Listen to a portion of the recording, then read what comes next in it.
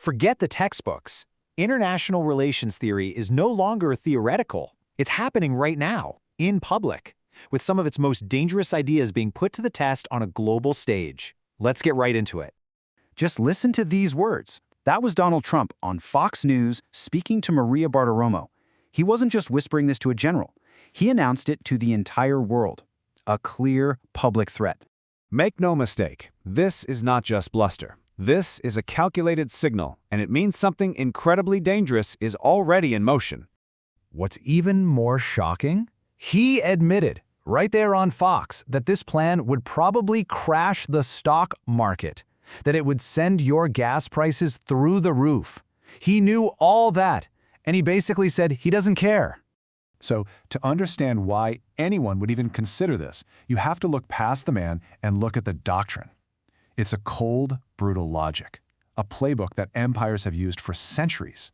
It comes from a theory called offensive realism, from a guy named John Mearsheimer. The idea is simple and terrifying. The world is chaos. Nations can't trust each other. The only thing that keeps you safe is power, and to survive, you have to get as much of it as you can, at any cost.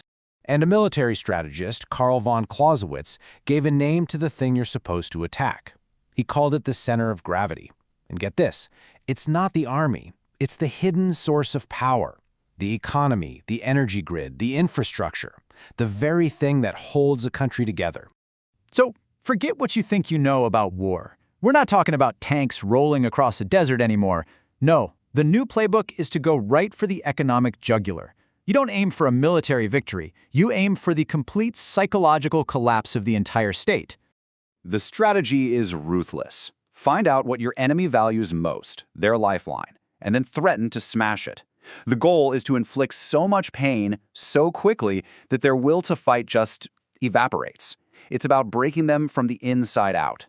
And this is where it all comes together, because this cold, brutal logic is being applied almost perfectly to the plan for Iran.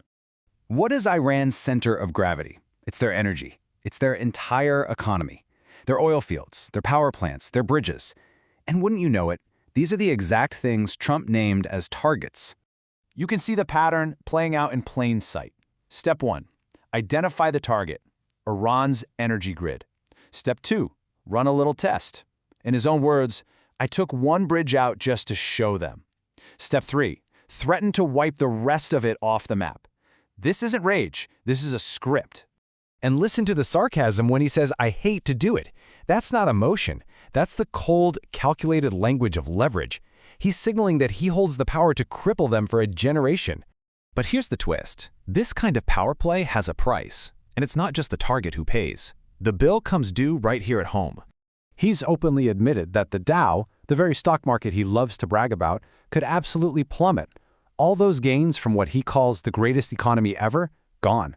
And you need to understand what that means for you. Your 401k, the money you've been saving your entire life, it would just bleed out. We're talking about a sea of red, wiping out retirement accounts across the country. So let's be clear about the blowback. Your wallet gets emptied at the pump.